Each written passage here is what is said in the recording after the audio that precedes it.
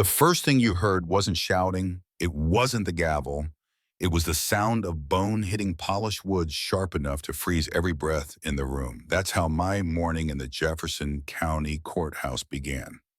I was sitting in the front row, blazer, pressed notepad in my lap, when a man in a neatly pressed police uniform loomed over me.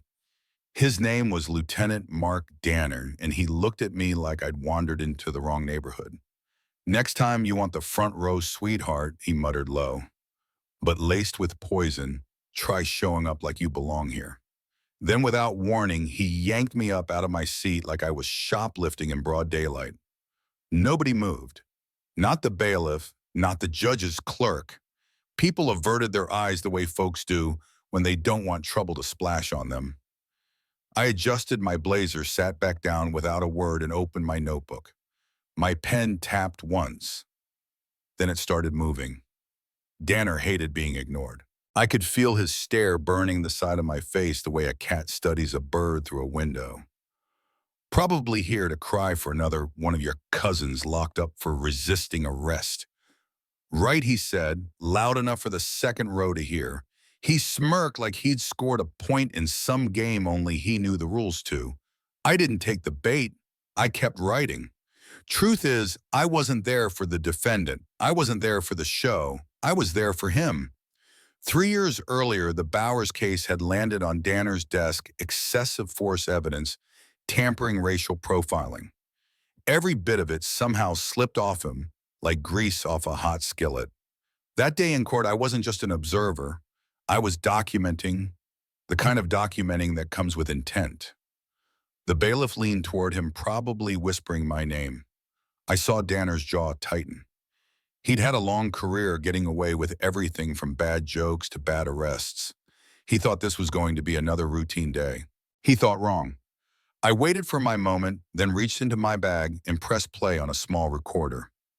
"You think this is a democracy?" I say, "Shut the hell up. You shut the hell up. That's how this works." It was his voice, clear as day, a conversation from months back in a precinct hallway. The room went still. The judge froze. Danner's face dropped. "Where did you get that?" he barked. I didn't answer. He stepped closer, hand clenching. "You better watch yourself." And then it happened. He snapped. He grabbed my shoulder, shoved me hard into the wooden paneling. Gasps rippled through the gallery. Before I could even catch my breath, his hand was at my throat, squeezing. "You think you can come in here, put on a suit, and embarrass me in front of cameras?" he growled. I met his eyes and said quietly, "Just a little tighter and you'll find out who I really am." Somebody's phone clicked. A young reporter in the back had started a live stream, captioned in big, bold letters, "Police Lieutenant assaults unarmed woman in courtroom." He let go like my skin had burned him. I straightened my blazer, adjusted my collar, then reached into my bag again. This time I pulled out a leather badge case. I flipped it open. Department of Justice, Ethics Enforcement Division. Effective immediately. Lieutenant Danner is suspended pending federal review. All credentials, weapons, and access to law enforcement facilities are revoked. Dead silence. The guards moved in. Danner's mouth opened, but no words came out. I didn't walk out of that courtroom in a hurry. I walked out like I'd packed for a storm weeks ago. But that was just round one. Later, in a secure conference room, a screen lit up with 12 names, officers and officials tied to buried complaints and sealed files. Danner's name was already grayed out. Handled. My real target was number 2, Captain Harold McKinney. He was the one who'd personally signed off on burying the report about my cousin Malik, 12 years old, who'd been cuffed and thrown to the ground walking home from school. No charges, no explanation, just trauma that never left him. I'd been building this case since I was 14. That night, an anonymous letter landed in half the precinct mailboxes. It read, "I know who struck me. Now I want to know who turned away." Officers who'd been in that courtroom felt the words in their gut. A week later, I was standing in a city hall meeting facing Mayor Robert Langford and his crew. He tried to play it cool, talking about isolated incidents and one bad apple. I slid a folder across the table. Inside emails from his deputy chief of staff pressuring McKinney to bury civilian complaints.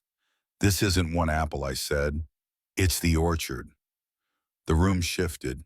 And then from the side door, a man I didn't expect walked in, Officer Tomas Reyes.